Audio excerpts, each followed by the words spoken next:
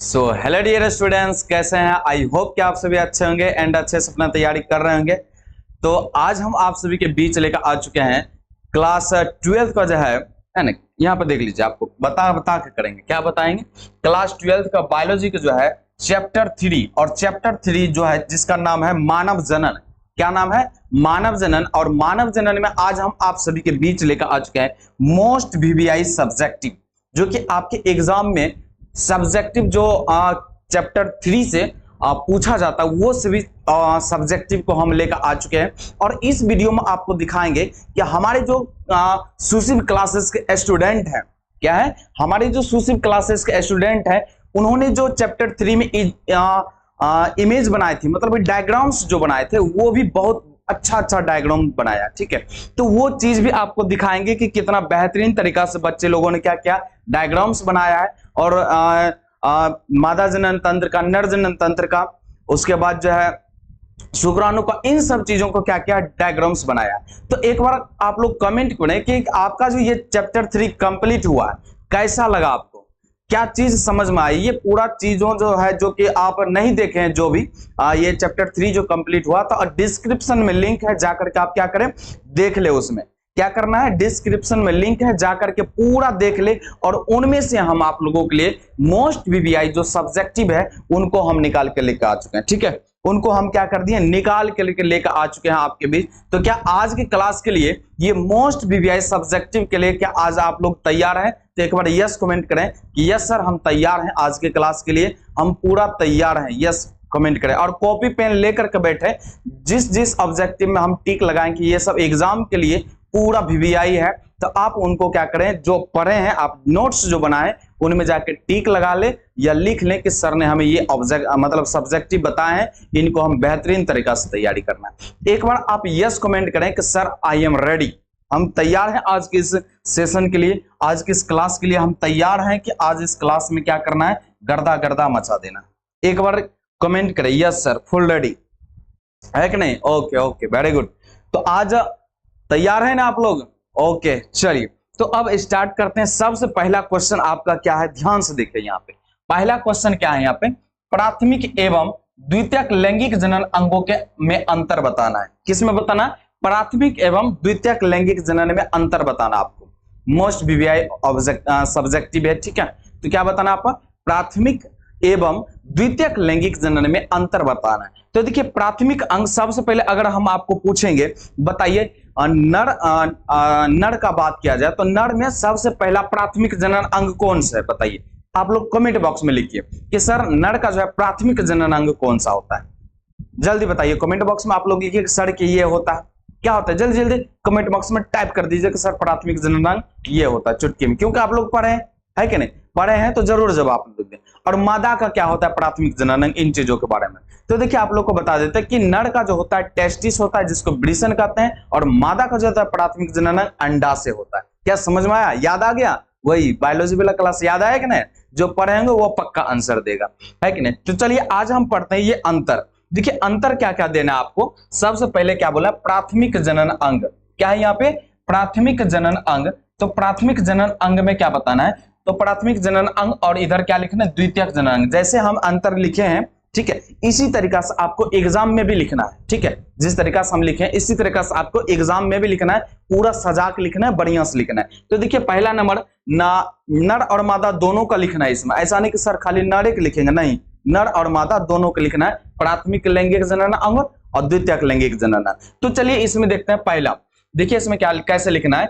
वृषण पुरुष का प्राथमिक जनन अंग है, जबकि अंडाशय स्त्री का प्राथमिक जनन अंग है। वृषण क्या है? पुरुष का क्या है? प्राथमिक जनन अंग है, जबकि अंडाशय मादा का प्राथमिक जनन अंग है। ऐसे लिख दीजिएगा। उसके बाद इधर लिखना है आपको, नलिकाएं ग्रंथियां द्वितीयक जनन अंग होते हैं। क्या क्या होते हैं? नलिकाएं ग्रंथियां, ये सब क्या होते हैं? द्वितीयक जनन अंग होते हैं। बस ऐसे लिख देना और कुछ नहीं लिखना ज्यादा। उसके बाद इसमें युग्मकों का निर्माण होता है। अंडाशय में, शुक्राणु में किसका टेस्टिस में किसका निर्माण होगा? युग्मक का निर्माण होगा। किसका निर्माण होगा? युग्मक का। इन चीजों को क्या करना है? लिखना है। इसमें क्या होगा? इसमें विभिन्न रसायनों का निर्माण होगा। इसमें किसका निर्माण होगा? विभिन्न प्रकार के रसायनों को क्या होगा? इसमें निर्माण होगा। तो ये 2 नंबर में पूछेगा तो आप 2 लिखना है। ठीक है, कितना नंबर, 2 नंबर में पूछा जाता है, 2 एक नहीं लिखना है, 2 का अंतर्वृत्त लिखना है, ज्यादा कुछ नहीं लिखना है, ठीक है। तो ज्यादा कुछ नहीं लिखना, इस तरीका से आप लिख सकते हैं, ठीक। उसके बाद आपको बताते हैं, ठीक। अब देखिए आपको बता रहे हैं हम क्या, अगला क्वेश्चन क्या है, मानव अंडाशय के अनुप्रस्थ काट का चित्र बनाए। देखिए मानव अंडाशय के अनुप्रस्थ काट का चित्र हम अपने सुशिव क्लासेस में, जो कि आपके खेसर में पढ़ता है, उनका हम चित्र बहुत बच्चे को हम सिखाए भी हैं, बेहतरीन तरीका सिखाएं, और वो बच्चे जो है अच्छा अच्छा चित्र भी बनाए। तो चलिए आज हम उसका क्या करते हैं, आपको फोटो दिखाते हैं कि कौन कौन सा बच्चा है जो कि चित्र को क्या किए हैं, बनाए हैं, क्या किए हैं, बनाए। चलिए आपको दिखाते हैं। देखिए यहाँ पे देखिए कितना बेहतरीन तरीका से बनाया हुआ है बच्चा, है ना, पूरा बेहतरीन तरीका से चित्र को क्या किया, मानव अंडाशय के अनुप्रस्थ काट का क्या क्या चित्र बनाया, देख सकते हैं, है ना, पूरा एकदम कितना बेहतरीन तरीका से सुंदर सुंदर चित्र बनाया। तो यही है सुशिव क्लासेस का पावर। क्या है सुशिव क्लासेस का पावर, यही है कि बायोलॉजी में आपको पूरा पूरा चित्र जो है, डायग्राम्स जो है, एक एक चित्र को बनाने के लिए बेहतरीन तरीका से सिखाते हैं, ठीक है। सुशिव क्लासेस का पावर है ये। जो भी ऑफलाइन वाले बच्चे होते हैं उनको पूरा बेहतरीन तरीका से बारीकी ढंग से बता करके, मतलब बना करके दिखाते हैं, और बनाता है सभी बच्चे, बहुत ही अच्छा से चित्र बनाता है। ये एग्जाम में 2 नंबर में पूछा जाता है, अंडाशय के अनुप्रस्थ काट का चित्र बनावे। तो यहाँ पे देखिए आपको एक बात बता दें, यहाँ सुशिव क्लासेस में जो खेसर में आपके पढ़ता है, जो आसपास पड़ोस के आ जाइए, अभी ही मौका है। यहाँ पे ऐसा नहीं कि सिर्फ पढ़ाया जाता, यहाँ पे आपको कैसे भविष्य बनाना है वो चीज भी सिखाया जाता है। देख सकते हैं किस प्रकार से बच्चे ने क्या क्या डायग्राम बनाया है, इमेज बनाया है। ये सब क्लास 12th के बच्चे हैं, और बहुत सारा मतलब अगर लगाएं तो बहुत सारा फोटो हो जाएगा, लेकिन हम जो यूनिक बनाए थे उनका हम यहाँ पर लगा करके आपको दिखा रहे हैं। तो क्या आप लोग शेयर कर सकते हैं, इनको क्या करना, शेयर करना है। जो भी आसपास पड़ोस के बच्चे जो भी है सुशिव क्लासेस खेसर का जो भी है, उनको क्या करें, बताएं कि देख सकते हैं कि सुशिव क्लासेस में बायोलॉजी कितना बेहतरीन तरीका से पढ़ाया जा रहा है, ठीक है। तो तैयार है आप लोग, शेयर कर दें एक बार, ठीक है। अब देखिए यहाँ पे अनुप्रस्थ काट का आपको क्या बनाना, चित्र बनाना है, क्या बनाना, चित्र बनाना है, ठीक है। देखिए कैसे चित्र बनाना है, एक बार ध्यान से देखिए, ठीक। चित्र बनाना कैसे, आपको इस प्रकार से क्या करना है, ये चित्र है, क्या करना, चित्र है, कैसे, अंडाशय के अनुप्रस्थ काट का चित्र बनाना है। तो देखिए इस प्रकार से आपको क्या करना है, चित्र बना देना है एग्जाम में, और ये आपको 2 नंबर में पूछा जाता है। देखिए बायोलॉजी में नंबर लेने का आसान तरीका, चित्र बना भाई, चित्र तो बच्चे शादी में बहुत सारा बनाना चालू करता है, चित्र बनाओ, 1 नंबर पाओ। चित्र बनाना है बेहतरीन तरीका से, 1 भी नंबर नहीं काटेगा। तो देख रहे हैं यहाँ पे किस प्रकार से है ना, प्राथमिक पुटक, प्राथमिक पुटक से क्या बनता है, द्वितीयक पुटक, द्वितीयक पुटक से किसका निर्माण होता है, तृतीयक पुटक, और तृतीयक पुटक में जब ग्राफियन पुटक होते हैं, ग्राफियन पुटक जब फटते हैं तो क्या निकलता है, अंडाणु, अंडाणु। ग्राफियन पुटक जब फटते हैं क्या होते हैं, फटते हैं तो वो क्या होता है, अंडाणु, अंडाणु निकल करके कहाँ चले जाते हैं, कहां चले जाते हैं, फ्लैपियन ट्यूब में, और उधर से शुक्राणु होते हैं तो फ्लैपियन ट्यूब में क्या हो जाते हैं, निषेचन होते हैं। तो इस प्रकार से आपको क्या करना है, बहुत ही बढ़िया से डिजाइन से बनाना है, चित्र बारीकी ढंग से बनाना है, ठीक है। पूरा बारीकी ढंग से एक बार बना लीजिएगा, बार बार बनाने की जरूरत नहीं पड़ेगा, बेहतरीन तरीका से आपको क्या करना है, चित्र बनाना। ये आपके एग्जाम में 2 नंबर का पूछा जाता है। देखिए आगे आपको दिखाते हैं, आप बच्चा लोग जो चित्र बनाया है उसका भी चित्र दिखा रहा है, देख रहे हैं कितना बारीकी ढंग से पूरा एकदम कितना अच्छा से चित्र बनाया, कितना सुंदर लग रहा है देखने में, देखना है पूरा एकदम कितना मस्त से बनाया है चित्र। आप लोग भी इन्हें क्या करें, बना सकते हैं, बहुत अच्छा से क्या करना है, आपको बनाना है चित्र, देखना कितना अच्छा लग रहा है देखने में।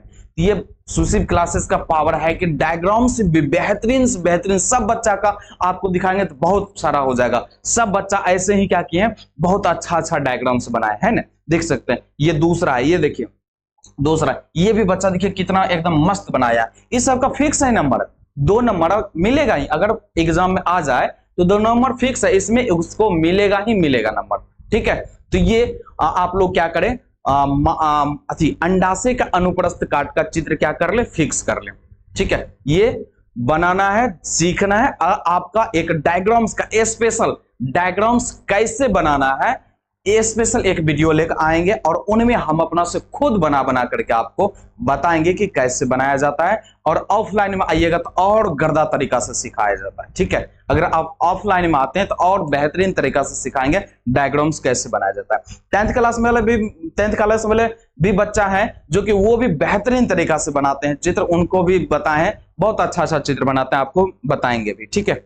तो इस तरीका से आपको समझ में आ गया होगा। अगर आपको पूछेगा तो इस तरीका से क्या करना, लिख देना है, चित्र बना देना, और उसका नामांकित चित्र बनाना, नाम लिख देना सभी का भागों का। ठीक है। चलिए, तो अब देखिए आपको बता दें कि पहले ही बता दें कि सुसिव क्लासेस का पावर क्या होता है, और जो ऑनलाइन वाले बच्चे हैं वो क्या करें, सबसे पहले सुसिव क्लासेस एप्लीकेशन को क्या कर लें, डाउनलोड कर लें, और क्या कर लें, रजिस्टर्ड कर लें। रजिस्टर में अपना कोर्स को परचेज कर ले। कोर्स बहुत ही अच्छा कंटेंट में दिया जाता है, पीडीएफ नोट्स पीपीटी सब मिलेगा। और जिन्हें थोड़ा सा भी प्रॉब्लम होता है तो इस नंबर पर पट मैसेज कर दें। क्या करना है, पट मैसेज कर देना। मैसेज करने से आपको जो प्रॉब्लम होगा उनका तुरंत सोल्यूशन मिलेगा, तुरंत जवाब मिलेगा, ठीक है। उसके बाद आप क्या करना है, फेसबुक चलाते हैं तो यहाँ पे जाकर के फॉलो कर सकते हैं सुसिव क्लासेस को। उसके बाद है इंस्टाग्राम पर भी फॉलो कर सकते हो। उसके बाद सुसिव क्लासेस नाम से 10th के लिए एक स्पेशल चैनल बनाया गया। वहां पे 10th वाले जो बच्चे हैं, आपके भाई बहन छोटे बहुत जो पढ़ते हैं, उनको वहां सब्सक्राइब कर दें। वहां से भी आपको क्या मिलेगा, वो जो आपके भाई बहन है उनको भी बेहतरीन तरीका से क्लासेस करवाया जाता है और अच्छा रिजल्ट दे रहा है, बहुत अच्छा रिजल्ट दे रहा है सोशल क्लासेस, ठीक है।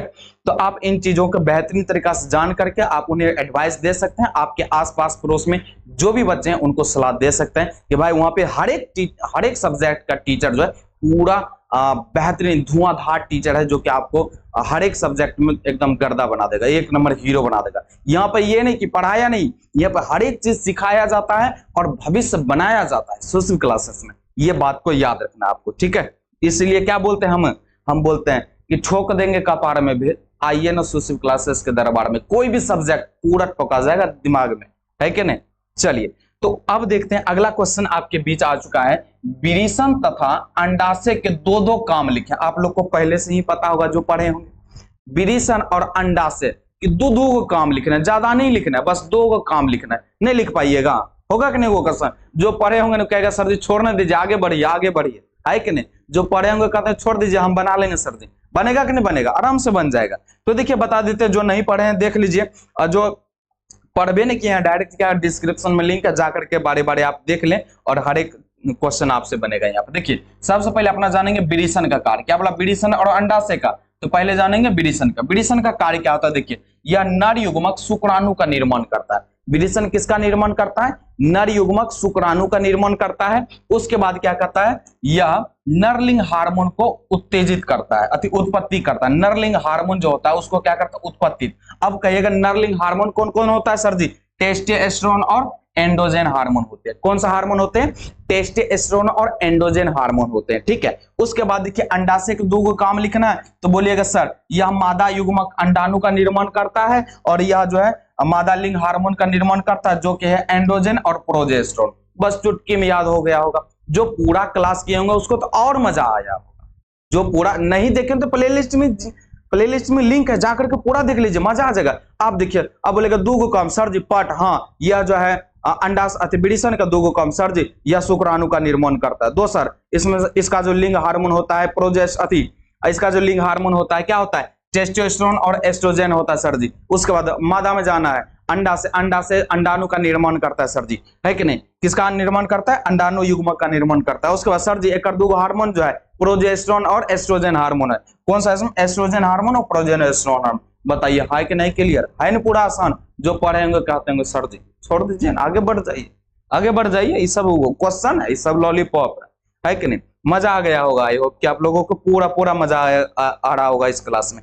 आता है कि नहीं मजा, एक बार यस टाइप कर दे, यस सर जी मजा आ रहा है आज की क्लास में। क्या आ रहा है, पूरा मजा आ रहा है। तो ये अब अगला जो है अधिविरेचन के मतलब के कार्य लिखना। अधिविरेचन के क्या कार्य है इसको बताना। अधिविरेचन आपको पढ़ाए थे ना, अधिविरेचन क्या होता है, अधिविरेचन पढ़ाए। जो नहीं पढ़ाए जाके डिस्क्रिप्शन लिखा है, बार बार बोल रहे जाके देख लीजिए, फिर आकर के यहाँ पर और मजा आ जाएगा, ठीक है। अधिविरेचन चलिए समझते हैं अधिविरेचन क्या होता है, ठीक है। तो अधिविरेचन जो होते हैं इनका कार्य लिखना है। यह शुक्राणु को विरेचन से शुक्रवाहिका में पहुंचाता है। अधिविरेचन जो होते हैं इस प्रकार से आप लोग को हम चित्र बनाए होंगे, शायद आप लोग देखे होंगे, जो है ना यहां से ऐसे करके क्या होते हैं, जुड़े रहते हैं। इस प्रकार से क्या होते हैं, जुड़े हुए रहते हैं अधिविरेचन, ठीक है। उसके बाद क्या होता है, शुक्रवाहिका, ऊपर क्या हो जाते हैं, शुक्रवाहिका। उसके बाद अधिविरेचन में शुक्राणु पोषण प्राप्त होता है। अधिविरेचन में क्या होता है, शुक्राणु का पोषण प्राप्त होता है। उसके बाद इसमें शुक्राणुओं का परिपक्वन होता है और इसमें क्या होता है, शुक्राणुओं का परिपक्वन होता है। तो इस तरीके से लिख दीजिएगा। पहला क्या लिखिएगा, ध्यान से समझिए। यह शुक्राणु को विरेचन से शुक्रवाहिका में पहुंचाता है। उसके बाद अधिविरेचन में शुक्राणु का को पोषण प्राप्त होता है, उसके बाद इसमें शुक्राणुओं का परिपक्वन होता है, मैच्योर होता है, परिपक्वन होना, मैच्योर होना, ठीक है। इन चीजों को बस लिख देना, शॉर्ट में क्वेश्चन है ये सब, क्या है शॉर्ट में। उसके बाद देखिए आपको अगला क्वेश्चन आपके बीच आ चुका है, ध्यान से समझिए। देखिए ये चित्र भी आपको दिखा मतलब कि पूछा जाएगा एग्जाम में, क्या मानव मादा स्त्री जनन तंत्र का नामांकित चित्र बनावे। मानव मादा स्त्री जनन तंत्र का चित्र बनाने के लिए पूछेगा। तो देखिए ये भी स्टूडेंट ने क्या किया, बनाया है ना। ये कौन सा स्टूडेंट ने बनाया है, जो कि देख सकते हैं यहाँ पे, ठीक है। अब देखिए कितना सुंदर चित्र बनाया है कि नहीं। इन लोगों का जो भी अगर 5 नंबर में पूछ दे तो भाई नंबर फिक्स है, अगर 2 नंबर में पीछे तो नंबर फिक्स है, मिलेगा ही मिलेगा। तो क्योंकि यहाँ पे क्या किया जाता है, सोशल क्लासेस में बहुत ही मेहनत करवाया जाता है, मेहनत से नंबर लिवाया जाता है कि नहीं। तो आई के लेल से क्या करना है आपको, अगर पूछा जाए एग्जाम में मानव मादा जनन तंत्र का क्या करना है, सचित्र वर्णन करें, तो चित्र बना देना है अगर, और उसके बाद देखना है सेम टू सेम कैसा मिल रहा है चित्र, है कि नहीं, बनाया हुआ है कि नहीं बच्चा। ये भी आपको एक स्पेशल डायग्राम का वीडियो लेकर आ रहे हैं, डायग्राम्स में आपको हम चित्र बना बना के समझाएंगे। तो आपको एग्जाम में पूछा जाए अगर मानव मादा स्त्री जनन तंत्र का चित्र बनावे, तो इस तरीका से क्या कर सकते हैं, आप बना सकते हैं, जो कि बच्चे क्या किए हैं, बनाए हैं, और बेहतरीन तरीका से नंबर लाने का प्रयास भी किया है। और इन्हें हम लोग टेस्ट भी लेते हैं, मतलब कि टेस्ट भी लेते हैं सप्ताह वाइज, उनमें सभी को और अच्छा रिजल्ट भी दिया जाता है और प्राइज भी दिया जाता है, ठीक है। तो आपको अगर ये पूछेगा तो इस तरीका से आपको क्या करना है, बना देना है, ठीक है। चलिए अगला क्वेश्चन आपके बीच आ चुका है, वीर्य क्या है, इसके कार्य को लिखिए। वीर्य क्या है बताइए, आप लोग बताइए, फास्ट में अगर पढ़ा है तो पढ़ा है कि नहीं। सीमेन जिसको बोलते हैं, क्या बोलते हैं, सीमेन। वीर्य क्या है बोले, वीर्य एक गाढ़ा द्रव्य पदार्थ होता है, क्या होता है, जिसका क्या होता है, गाढ़ा द्रव्य पदार्थ होता है, ये भी बोल सकते हैं।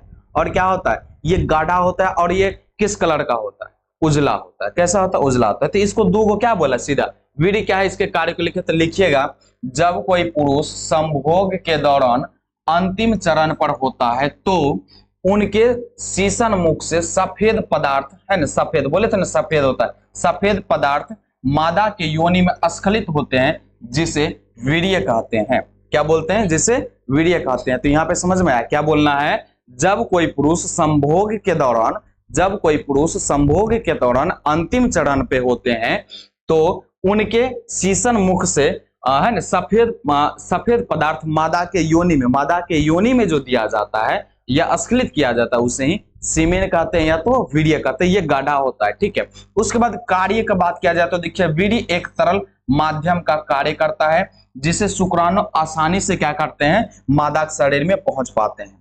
जिससे शुक्राणु क्या करते हैं, आसानी से मादा के शरीर में पहुंच पाते हैं, बस यही लिखना है। उसके बाद क्या करता है, वीर्य शुक्राणु को सक्रिय बनाता है। वीर्य जो होते हैं वो शुक्राणु को कैसा बनाता है, सक्रिय बनाता है, मतलब तीव्र गति से आगे बढ़ने के लिए क्या करता है, सक्रिय करता है, प्रेरित करता है, ठीक है। उसके बाद देखिए अगला क्वेश्चन आपके बीच आ चुका है, क्या है, मानव शुक्राणु का नामांकित चित्र बनाए। बोले थे ना, शुक्राणु का चित्र भी पूछा जाता है। ये भी इमेज हमारे स्टूडेंट ने बहुत अच्छा बनाया सभी कोई, ठीक है ना। तो और आपको भी क्या करना है, एग्जाम में बनाना है, मानव शुक्राणु का चित्र बनाना है, ठीक है। देखिए कितना बेहतरीन तरीका से आपको बनाना है। तो देखिए ऊपर वाला जो भाग होता है, ये भाग जो होता है ऊपर में, इसको टोपीनुमा भाग को क्या कहता है, एक्रोसोम कहते हैं, ठीक है। क्या बोलते हैं, एक्रोसोम, जिसको अग्रपिंडक बोलते हैं। और ये बीच वाला जो भाग होता है, इसको क्या बोलते हैं बताइए, केंद्रक बोलते हैं।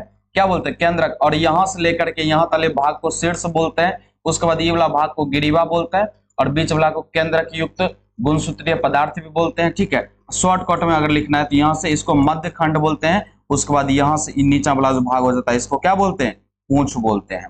क्या बोलते हैं, पूंछ। और इस तरीका से चित्र बनाकर आपको नामांकित चित्र कर देना है, नाम भी लिख देना, आपका 2 नंबर फिक्स है कि नहीं। बायोलॉजी में नंबर कटेगा, कभी नहीं कटेगा, चित्र बनाना है, नंबर लेना है, और जो भाषा वाला है उसको तो लिखना है बेहतरीन तरीका से, ठीक है। तो इस तरीका से आप क्या कर सकते हैं, नंबर फिक्स करते हैं, ठीक है। चलिए अब अगला क्वेश्चन आपके बीच आ चुका है, पुरुष के लैंगिक लक्षण कौन कौन है, इसको हटा दीजिए, ठीक है। यौवन आरंभ वाला बात, पुरुष के लैंगिक लक्षण कौन कौन है, आप बताइए, पुरुष का लैंगिक लक्षण कौन कौन है। आप लोग को पढ़ाए थे ना, दाढ़ी आना, आवाज में भारीपन आ जाना, ये सब है इनके लैंगिक लक्षण। एस सर जी पता है, पढ़ाए थे। आवाज भी कितना मोटा निकलने लगता है, देखिए आवाज में भारीपन आ जाना, कंधे का चौड़ा हो जाना, ये कंधा क्या हो जाता है, चौड़ा हो जाता है, ठीक है। उसके बाद दाढ़ी मूंछों का आना और मांसपेशियों में वृद्धि, मतलब मांसपेशियों कठोर हो जाता है उनका, मतलब कि वृद्धि हो जाना। तो बस ये लिख दीजिएगा। अगर पूछा जाएगा आपको पुरुषों के लैंगिक लक्षण कौन कौन से हैं, तो आप इस तरीका से बता सकते हैं। हो जाएगा। चलिए अब देखिए अगला क्वेश्चन आपके बीच आ चुका है।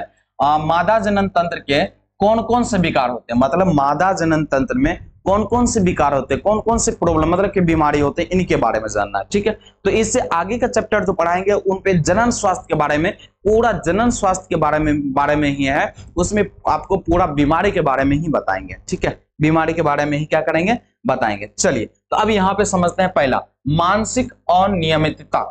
मानसिक अनियमितता मतलब कि कभी रुक के आता है, तो कभी आता है तो बहुत ज्यादा आ जाता है, इन सब के। तो मासिक क्या था, अनियमितता, जब मासिक चक्र की क्रिया ना हो तो इसे, है ना, इसे क्या हो जाता है, ध्यान से समझ, जब मासिक चक्र की क्रिया ना हो तो इसे एमेनोरिया, क्या बोलते हैं, एमेनोरिया, दो बार आ गया, तो इसे क्या कहते हैं, एमेनोरिया कहते हैं। इसको कट कर दो बार आ गया, तो क्या बोला, जब मासिक चक्र की क्रिया ना हो तो उसे एमेनोरिया कहते हैं। ठीक है, उसके बाद देखिए, जब मासिक चक्र के समय अत्यधिक रक्तस्राव हो तो इसे हाइपर, है ना, क्या बोलना, हाइपरमोनेरिया कहते हैं। क्या बोलना, हाइपरमोनेरिया कहते हैं। तो ध्यान से समझिए पॉइंट को, क्या बोले, जब मासिक चक्र के समय अत्यधिक रक्तस्राव हो, ज्यादा मात्रा में जब रक्तस्राव हो तो उसे क्या कहते हैं, हाइपरमोनेरिया। क्या बोलते हैं उसे, हाइपरमोनेरिया। उसके बाद जब मासिक चक्र के समय तेज दर्द हो तो उसे क्या बोलना है, कैसे बोलना है कि डायसिमेनोरिया बोलना है। क्या बोलना है उसे, डायसिमेनोरिया बोलना है। तो क्या बोलना है, जब मासिक चक्र के समय तेज दर्द हो उसे क्या बोलना है, ध्यान समझिए, उसे क्या बोलना है, डायसिमेनोरिया बोलना। क्या बोलना, डायसमिनोरिया, ऐसे बोलना आपको। ठीक है, हो जाएगा। उसके बाद देखिए, हार्मोनल नियंत्रण, किसके कारण, हार्मोनल नियंत्रण ना होने के कारण जनन अंगों कार्य करना ना करना, है ना। हार्मोनल के कारण क्या होता है, जनन अंगों का कार्य ना करना, क्या करना, ना करना, इसको हटा देना। ठीक है, हटा करके रखना। अब देखिए, स्तन कैंसर, यह 30 वर्ष की आयु में ज्यादातर हो जाता है। स्तन में क्या हो जाता है, कैंसर हो जाता है, स्तन में कैंसर हो जाना। और गिरिवा में भी होता है, किसमें, गिरिवा। आप चित्र बनाए होंगे तो उसमें देखे होंगे कि सबसे नीचे वाला भाग में क्या होता है, गिरिवा होता है, उसमें भी क्या हो जाता है, कैंसर। मतलब इन विकारों के बारे में आप क्या लिख सकते हैं। ठीक है, उसके बाद देखिए यहाँ पे ध्यान से, अगला क्वेश्चन आपका क्या हो चुका है, रजो दर्शन एवं रजोनिवृत्ति से आप क्या समझते हैं। आपको पूरा बढ़िया से समझ में आ गया होगा। मासिक चक्र में हम आपको बताए थे कि जब पहली बार मासिक चक्र हो, स्त्रियों में पहली बार मासिक चक्र कब चालू हो जाता है, कब चालू हो जाता है बताइए, 10 से 12 वर्ष में, या 10 से 13 वर्ष, है ना, 12-13 वर्ष में चालू हो जाता है। ठीक है, अब जब पहली बार मासिक चक्र होता है तो उसे रजो दर्शन कहते हैं, जब अंतिम बार होता है तो उसे रजोनिवृत्ति कहते हैं। बस यही चीज नहीं लिखना था, क्या लिखा है, रजो दर्शन एवं रजोनिवृत्ति से क्या समझते हैं, बस यही चीज को लिखना है कि नहीं। देखिए कैसे लिखना है, रजो दर्शन या मेनार्क कहते हैं। ठीक है, ध्यान समझना है, स्त्रियों में पहली बार मासिक चक्र आना क्या कहलाता है, रजो दर्शन कहलाता है। रजो दर्शन की आयु 11 से 13 वर्ष होती है, बस ये चीज लिख देना। उसके बाद और देखिए, यही चीज को इंग्लिश में मेनार्क कहते हैं। ठीक, अब रजोनिवृत्ति और मेनोपॉज किसे कहते हैं, ध्यान से, स्त्रियों में अंतिम बार मासिक चक्र आना, क्या आना, अंतिम बार मासिक चक्र आना रजोनिवृत्ति कहलाता है। रजोनिवृत्ति की आयु 45 से 50 वर्ष की आयु होता है। तो क्या यहां तक ये 10 में 10 क्वेश्चन आप कंप्लीट कर लीजिए, क्या करना है, 10 में 10 कंप्लीट कर लीजिएगा। और आप लोगों के लिए फिर हम क्या करेंगे, पार्ट 2 लेकर आएंगे। क्या लेकर आएंगे, वीडियो का पार्ट 2 लेकर आएंगे, और उसमें आपको फिर वीवीआई क्वेश्चन लेकर आएंगे, मोस्ट वीवीआई क्वेश्चन जो है वो लेकर आएंगे। So thank you so much.